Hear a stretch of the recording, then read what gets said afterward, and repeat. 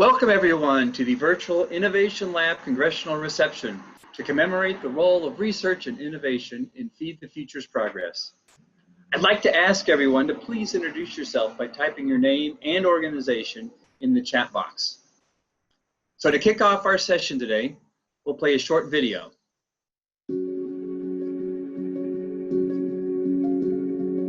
What gives me hope? It is the resilience of women who maintain their families' health and nutrition in spite of so many adversities. So I truly believe that a continued dedication to science-based approaches will help farmers to protect the environment while producing the food that we all need for healthy and productive lives. I've seen firsthand that farmers and others involved in agriculture are among the most resilient and ambitious people on the planet. We are bringing leaders from around the world in different sectors together. Partnerships between the global north and the global south. It's up to us, governments, private sector, and non-profit organizations to turn that hope into a reality. When this happens, we will end hunger. End hunger. End hunger. End global hunger. End global hunger. We can end hunger in our lifetime. Our past and present doesn't need to be our future.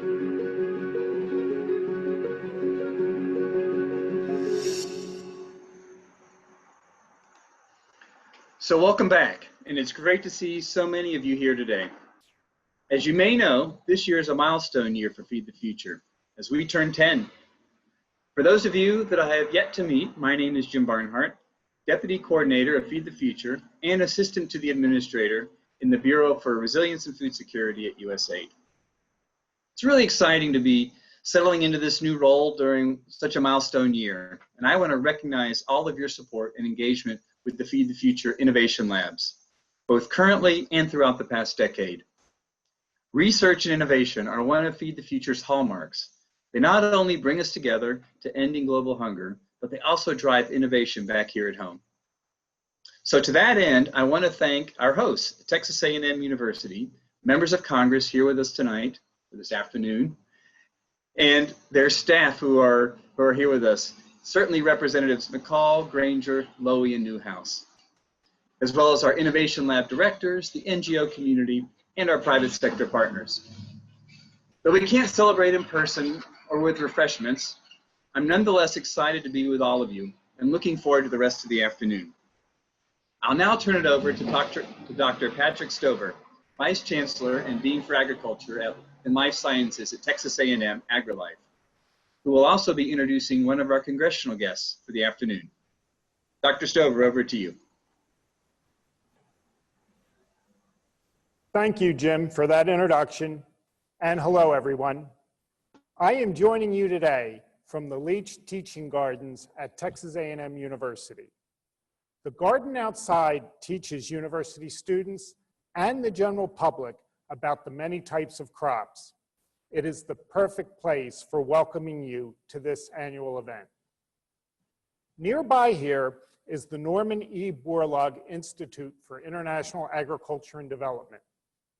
The institute is named after a Nobel Prize winner known as the father of the Green Revolution. Norman Borlaug was a faculty member here at Texas A&M University for 25 years. Continuing with his work, we conduct research that advances food production around the globe. As Dr. Borlaug would often say, peace cannot be built on empty stomachs or on human misery. His namesake institute conducts research and capacity development to help elevate farmers out of poverty and hunger. The work improves farmers' livelihoods and their health and empowers youth and women through education and entrepreneurship. For those of you who have a chance to be in the U.S. Capitol building, please take a moment to see Dr. Borlaug's statue in Statuary Hall. The statue was given to the collection by Iowa in 2014. Now, the work we do in Texas is applicable to many regions across the world due to our state's varied climates and growing zones. And with the rising food and nutritional insecurity we're seeing, in the wake of COVID-19, we are increasing our efforts towards the resilience of health and of our global food systems. Since 2013, the Borlaug Institute, led by Dr. Elsa Morano, has hosted the Feed the Future Innovation Lab on small-scale irrigation. This lab is among the 21 Feed the Future labs at top US universities, all working to address the world's greatest challenges in agriculture and food security. Our innovation lab, led by Dr. Nicole LaFleur and initiated by Dr. Neville Clark, has been working in several countries in Africa. Specifically, the lab ensures that expanded irrigation does not increase risks of water insecurity and soil degradation. It conducts training programs for stakeholders, such as students, policymakers, and agriculture producers. It supports the inclusive agricultural growth, resilient food systems, and improved nutrition and health, particularly focusing on vulnerable populations. It also, importantly, approaches research from an integrated food systems perspective. In those countries, water basin authorities, governments, and the private sector are now using mathematical modeling tools that are widely used in the US and that were developed right here at Texas A&M AgriLife Research. These tools are helping measure results of sustainable management practices and helping prioritize future innovations. In addition to serving as Vice Chancellor and Dean of Agriculture and Life Sciences here at A&M, I am a nutrition researcher. So it is a real pleasure for me to know that our innovation lab is helping to increase dietary diversity, particularly among women and children, by enhancing the ability of smallholder farmers to increase their farm income and their consumption of vegetables. As we commemorate these past 10 years, we know that the innovation labs have been able to address many global challenges because of the support of congressional members from all across this country. I would like to say a big thank you to the Texas members who have supported these efforts throughout the years and helped ensure the success of the Innovation Lab at Texas A&M.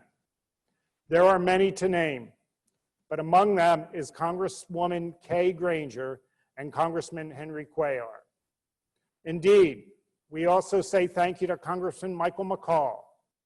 Their leadership and support, and that of many others, are greatly, greatly appreciated. At this time, it's my honor and privilege to introduce a very special guest. He is a Texas leader who supports the mission of Feed the Future and research partnerships that include many universities, including land-grant universities. You are about to see a video message from Texas Congressman Michael McCall. He represents 9 counties from the city of Austin to the Houston suburbs, including the campus of Prairie View A&M University, a member of the Texas A&M University system.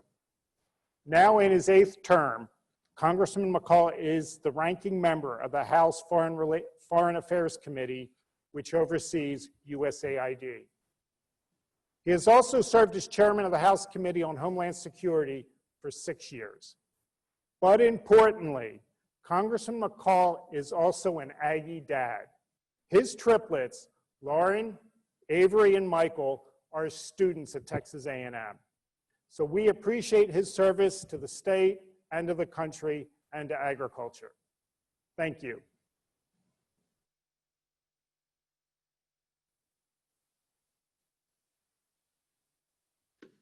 Thank you for having me here today and for the kind introduction, Dr. Stover. I wish we were together in person at this beautiful university.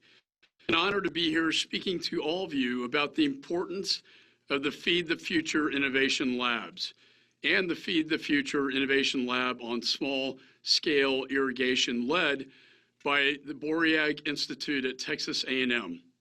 I especially want to thank Julie Borlaug for being with us today as we remember the transformative impact her grandfather Norman had on global food security and agricultural productivity.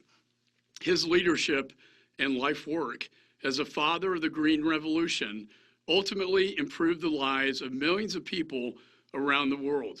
I'm proud to say that he has continued this mission at Texas A&M, where he devoted his time to agricultural research and passing on his knowledge to future generations. I also want to recognize Deputy Administrator Bonnie Glick and Jim Barnhart from USAID and the Texas A&M faculty and staff who run the Feed the Future Innovation Lab, who are also joining us virtually here today. As a lead Republican on the Foreign Affairs Committee, I have the unique opportunity to oversee global policy priorities, including the important work of USAID and the State Department to advance U.S. global leadership. I've been proud to support the work of USAID and our partners and what they are doing to combat hunger and increase agricultural productivity around the world. Though as we discuss these issues here today, we are confronted with a new challenge. COVID-19 has shaken communities in every corner of the globe. This new reality demands that we must re-examine our efforts to reduce extreme poverty, combat diseases, and stabilize fragile states. It is estimated that as many as 100 million people could be pushed into extreme poverty in 2020 because of the economic impacts of COVID-19. The number of people facing severe food insecurity could double in 2020 to almost 265 million people around the world. And as the world grapples with the economic, political, and societal impacts of COVID-19, I believe that the work of Feed the Future Innovation Labs is even more crucial. We must make sure that U.S. taxpayer dollars are used efficiently and effectively as possible. In this constrained environment, it is critical that we maximize positive impacts on the most vulnerable communities around the world. This can only be accomplished when we apply innovation and impact-driven research to our programs overseas. By leveraging the knowledge and expertise over 70 universities and colleges, we can provide cutting-edge research to address some of the world's most challenging problems. And in Texas, we understand the impact that water scarcity can have on farming and agriculture productivity, with multiple areas of our state prone to drought. As a leading agricultural university who has partnered with Texas farmers to combat water scarcity for years, I know that Texas A&M is well equipped to tackle food and water insecurity around the globe. And that is why, as part of the Feed the Future Innovation Lab partnership with Texas A&M, they are focusing on identifying solutions and opportunities to increase the adoption of small-scale irrigation techniques in the sub-Saharan Africa. These efforts, as well as the efforts of Feed the Future Innovation Labs, are contributing to increased agricultural productivity, reducing malnutrition, and food insecurity. In short, they are improving the ability of farmers around the world to feed their families, support their communities, and spur economic growth. This is a deeply important project, and I'm very, very honored to support it here today. So I want to thank you, and I look forward to hearing about the important role this great university, Texas A&M, and other universities are playing in combating hunger and poverty around the world. My thanks again to Texas A&M, the home to my new triplets who are freshmen. May God bless this great university. May God bless the state of Texas, and may he bless the United States of America. Thank you, Dr. Stover, and thank you to Representative McCall for his words and his ongoing support. Next, I'd like to introduce a video message from Dr. Mark Keenum, Chairman of the Board for International Food and Agricultural Development, or BIFAD, and President of Mississippi State University. Dr. Keenum was appointed as BIFAD Chair in 2018 and has been a tireless supporter of harnessing the best of American ingenuity to keep us on the cutting edge of agriculture innovation. As president of MSU, Dr. Keenum has made global food security a university research priority. Prior to MSU, he was appointed to Undersecretary of the Department of Agriculture, among other esteemed roles focused on global food security. Not to mention the fact that Dr. Keenum is an agricultural economist by training. Dr. Keenum couldn't be with us here today in person, so we'll watch a short video message now.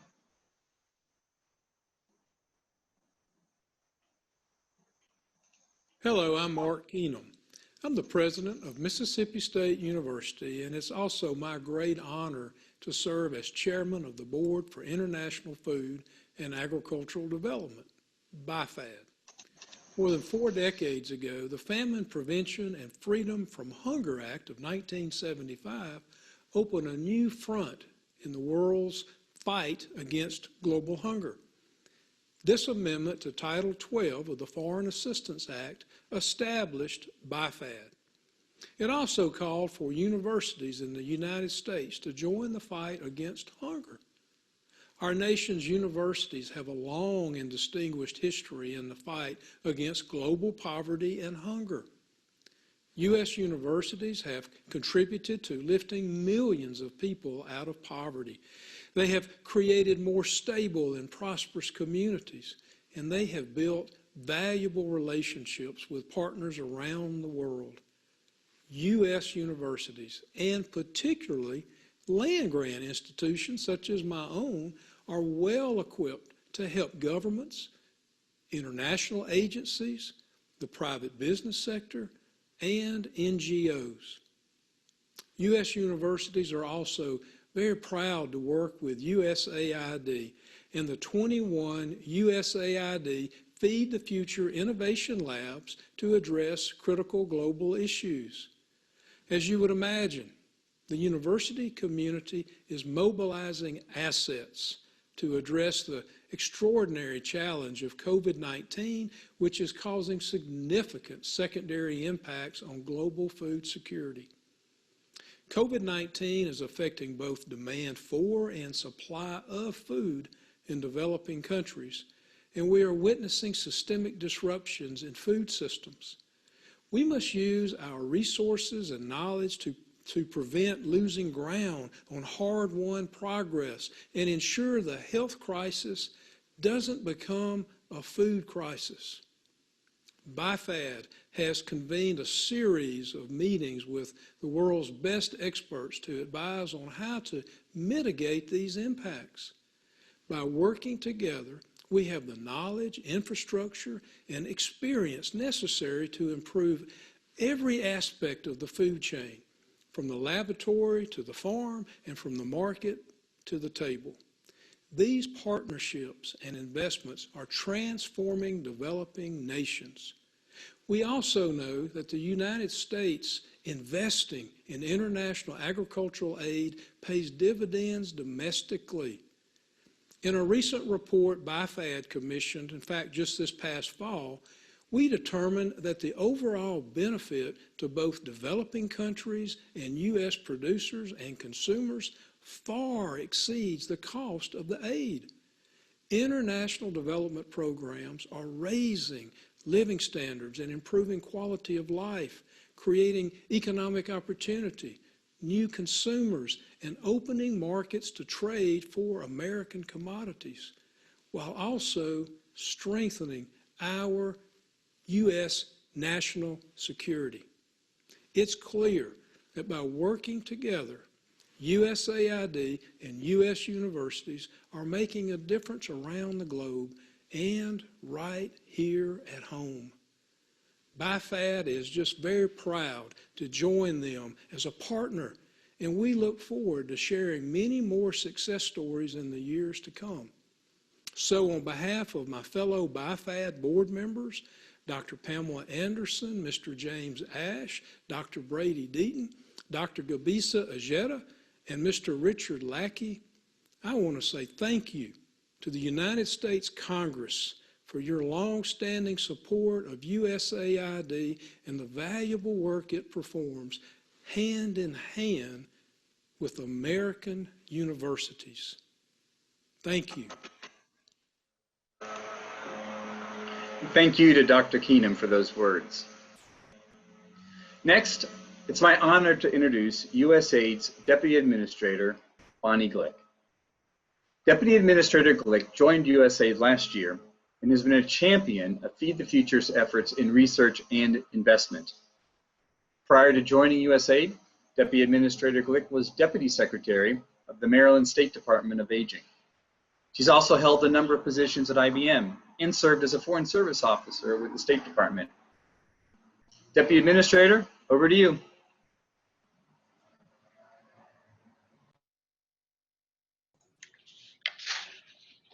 Jim, thank you so much, and good afternoon. Thank you to everyone who's joined us here today. I want to thank particularly Representative McCall and Texas A&M University for hosting this event. Even though we can't gather in person, I appreciate that we still are able to meet virtually. I also want to acknowledge Julie Borlaug, whose work to assure her grandfather's legacy is an inspiration. I was fortunate to visit Texas A&M in April last year to see the institute that's named after your grandfather. Also, during this COVID period, I had the opportunity to introduce your grandfather and his legacy of the Green Revolution to my husband and sons during one of our many TV nights. There's a great PBS documentary about him and his life, and you should be very proud to see his work celebrated and extended. Thank you too to Mark Keenum, President of Mississippi State University, for your chairmanship of BIFAD.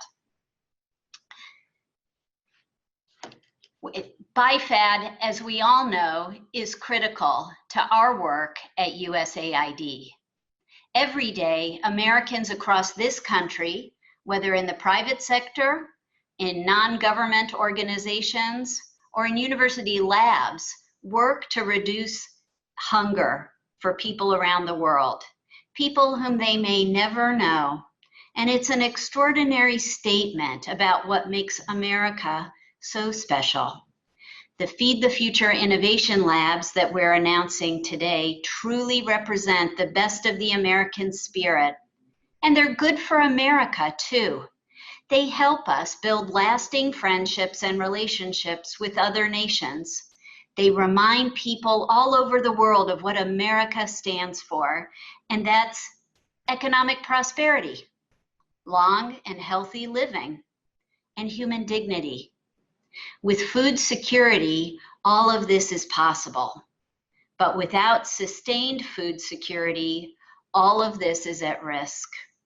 So what we celebrate today, during the 10th anniversary of Feed the Future, isn't just about agriculture or food. It's about the future of civilization here in America and all over the world. The hard work of farming is often overlooked in our modern age. We take for granted that the food we eat will be available to us whenever we want it. But speaking as a smallholder farmer myself, I know that nothing on the farm can be taken for granted. In my family, we grow winter wheat and sunflowers, and I'm enormously proud of this work. But more than that, I'm aware of the risks and challenges that we face every growing season. Too much heat or frost, too much rain or too little rain. Whether you're a farmer in the southwest corner of Nebraska or a farmer in rural India, people's lives depend on your work, and that's why it's important to celebrate the work of these innovation labs. They're bringing science and discovery to the age-old art of farming and animal husbandry. And this work is especially essential now when food security is becoming a pressing issue more and more each day. I'm honored to announce a few new Innovation Lab partnerships today. First, Washington State University will lead the Feed the Future Animal Health Innovation Lab. At USAID, we know well the value of livestock. A small group of animals can sustain many families for many years. but just the same, their loss due to disease can lead to compromised food security for entire communities. And it's a risk we have to seek to reduce. This lab will focus on diseases such as East Coast fever, which causes more than $300 million in losses a year in East Africa. The next innovation lab is especially close to my heart because it's at my alma mater, Cornell University. You may have seen that I began with my Cornell mask. The Cornell University Innovation Lab is critically important because it focuses on crop improvement. It's a major milestone and will focus on getting more productive, resilient, and nutritious seeds into the hands of farmers in Costa Rica, Malawi, Senegal, and Uganda. I don't want to brag, but I will. Cornell alumni are no strangers to this work. Cornell is where the chicken nugget was invented. So agricultural innovation is pretty much part of what makes the university.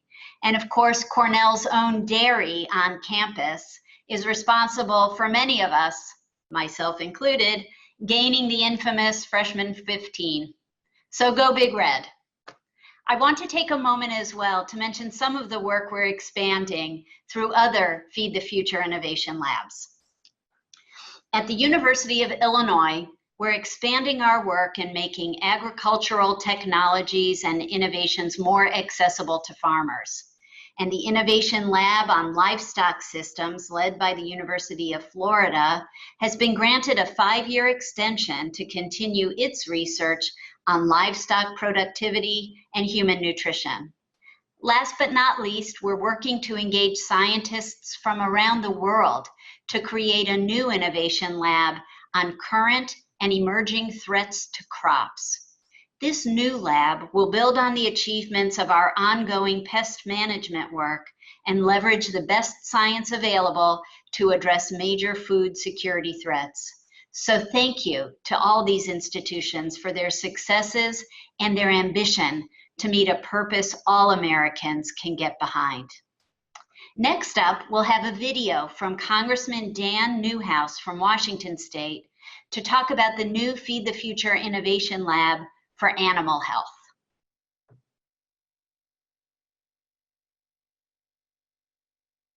Hello, Congressman Dan Newhouse here, representing Central Washington in the U.S. House of Representatives.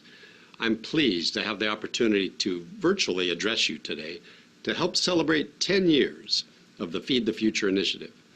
The United States and the Feed the Future Innovation Labs play a vital role in helping our fellow nations build resilient agricultural industries that strengthen our global food supply. When I served as director of the Washington State Department of Agriculture, I had the opportunity to travel the world and engage with agricultural leaders. As a third-generation farmer, I felt particularly lucky to have this experience. I, like all farmers and ranchers throughout the United States, was raised on the values of hard work and perseverance.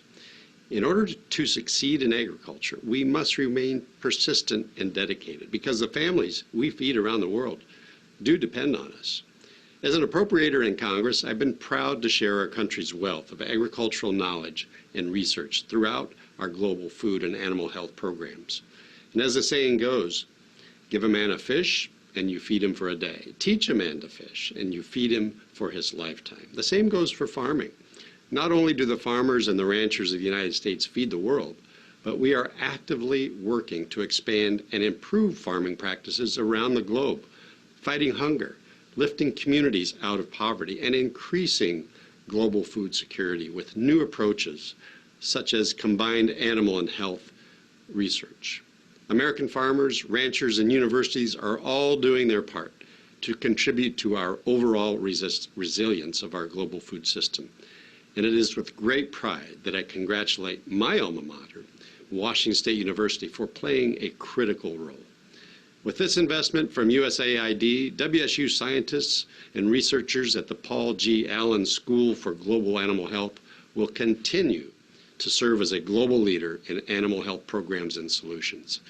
Thank you, Deputy Administrator Glick, for recognizing the potential of Washington State University in this endeavor, and I look forward to continuing to support global food security and research. Go Cougs!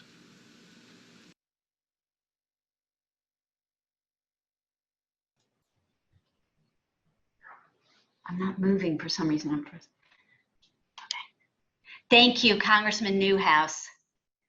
I also now want to take a few quick minutes to say a few words about two incredible women who are Feed the Future champions and who also happen to be outstanding legislators and leaders in global development.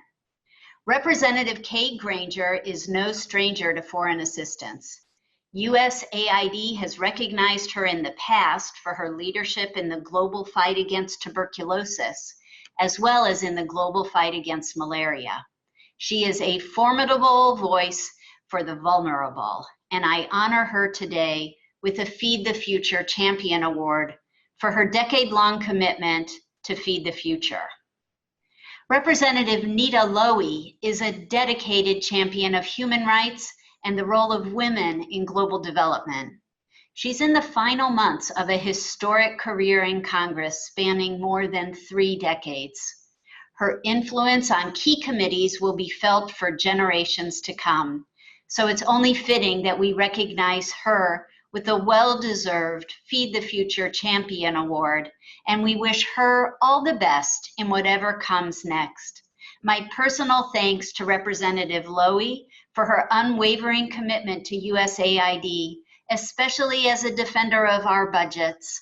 We literally could not do the work that we do without you. These members of Congress have been champions in breaking down barriers set before all who care about global development. Their bipartisan leadership has produced meaningful results around the world, and that's a legacy anyone would be proud of. And we hope that both Representatives Granger and Lowey accept this award as a token of thanks, not just on behalf of USAID, but on behalf of the American people and all the people around the world who have been lifted up due to their hard work. Thank you both so much. And now we'll have a chance to watch an acceptance video from Representative Kay Granger.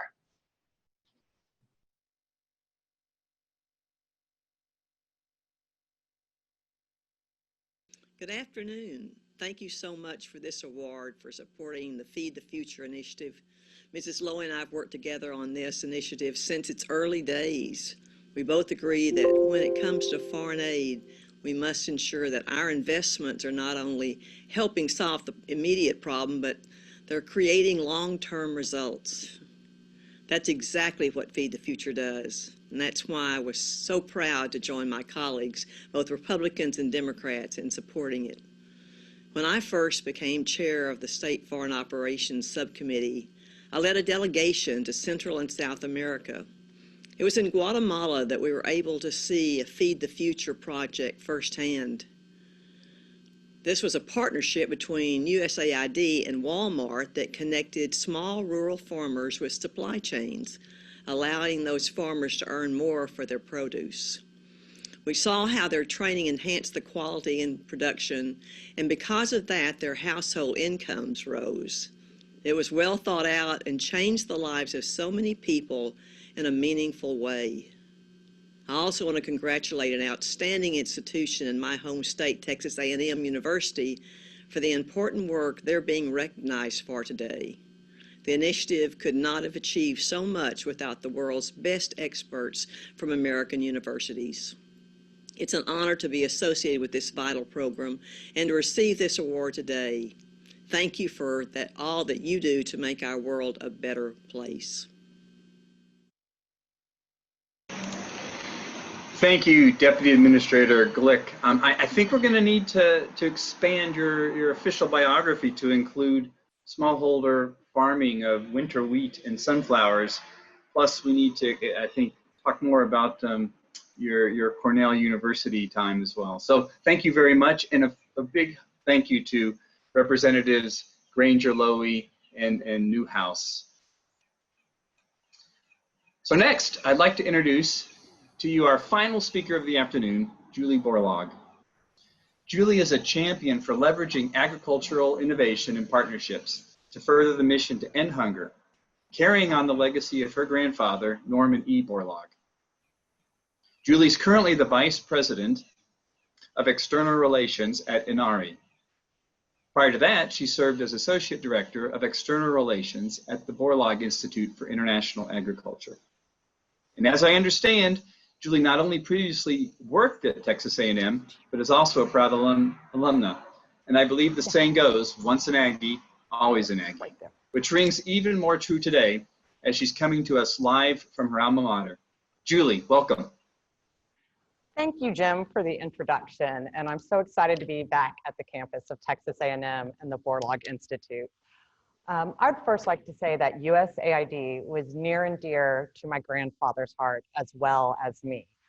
Like my grandfather, every time I'm in DC, I haunt the halls of USAID just to pop in, ask how agriculture is going, and see if there's anything I can do to support USAID and all that they do.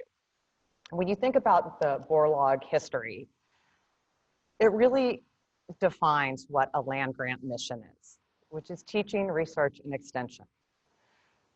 And it was the Green Revolution, which was coined by the USAID administrator, that is another perfect example of what an international development project can be. It was a collaboration between the Rockefeller Foundation, the Mexican government, CIMMYT, a CG system, India and Pakistan and their governments, farmers and young researchers. But my grandfather also knew that it couldn't and it wouldn't just be agriculture that solved the Green Revolution. It had to take policy and government support. It had to take research and innovation and funding for that. And it, again, had to take collaboration. This is true today, and this is what USAID is the best at. It brings governments, foreign governments, it brings the land grant universities and other universities and private sector together in the hopes of creating better lives for those abroad. I also want to thank the congressional members for support of Feed the Future. And I'm also excited to say that I was at the beginning of Feed the Future 10 years ago. So it's so exciting that I get to be a part to celebrate their anniversary. But I want to thank our congressional members and especially our Texas members of the Foreign Affairs. And I want to say a special thank y'all to Rep. McCall, Representative Castro, Representative Wright, Representative Allred, who is in my district, and Representative Gonzalez. Thank you so much for your support of the Borlaug Institute, of Texas A&M, of USAID. And I also want to give a really special thank you to Representative Kay Granger. You are a true definition of what a champion is. And I'm so excited to see USAID honor you. You have always believed in their mission, been a leader to gain support within Congress, and you have helped bring change to developing regions like Central America. You've always been interested in poverty, hunger, global health, and those can be seen with the committees and the caucuses you sit on, like immigration, human trafficking, women's issues, children health, and disaster relief. I also want to thank you for your support of our coffee project and continued support at the Borlaug Institute. I also have to congratulate Representative Lowy, who I have spent time with my grandfather in her office, talking about USAID, innovation and development in agriculture, and CIMMYT. And we were always grateful for your support and your continued support, and we wish you the best.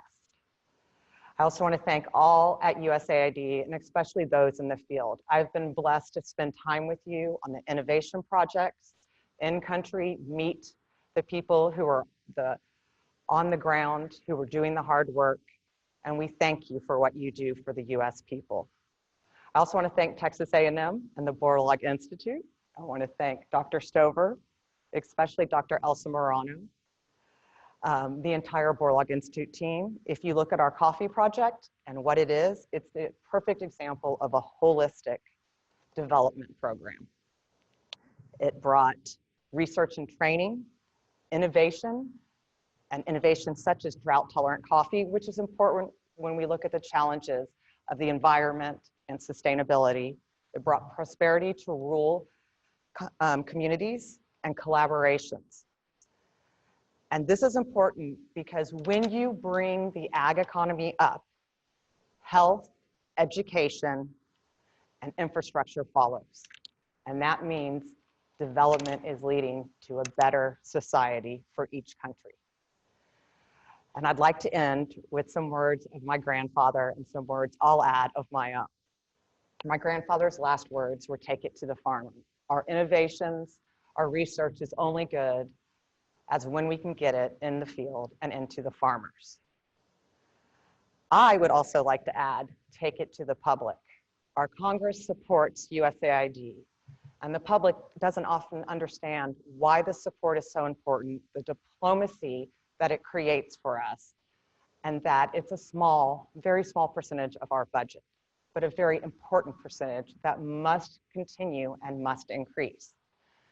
So when I talk about taking it to the farmer and taking it to the public, please remember the importance of USAID, innovation and research in agriculture, and continued funding for these programs, and the importance of collaboration by all parties, all countries, universities, and the private sector.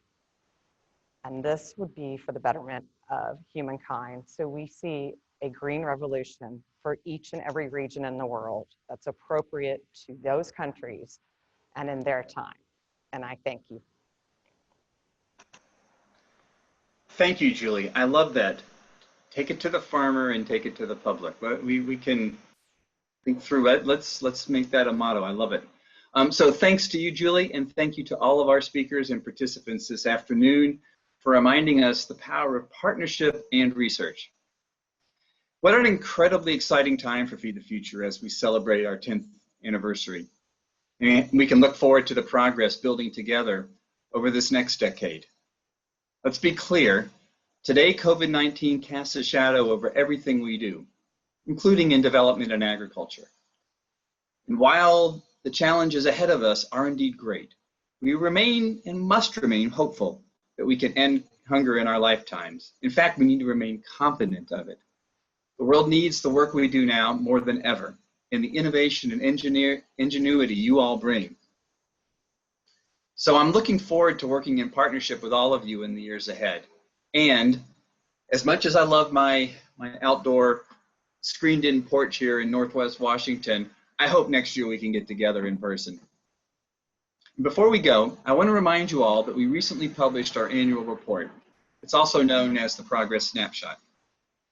If you can, take a moment to look through it and learn more about the progress we've made over the past decade and the stories of the amazing leaders in the communities where we work. You can access the report via the Feed the Future website.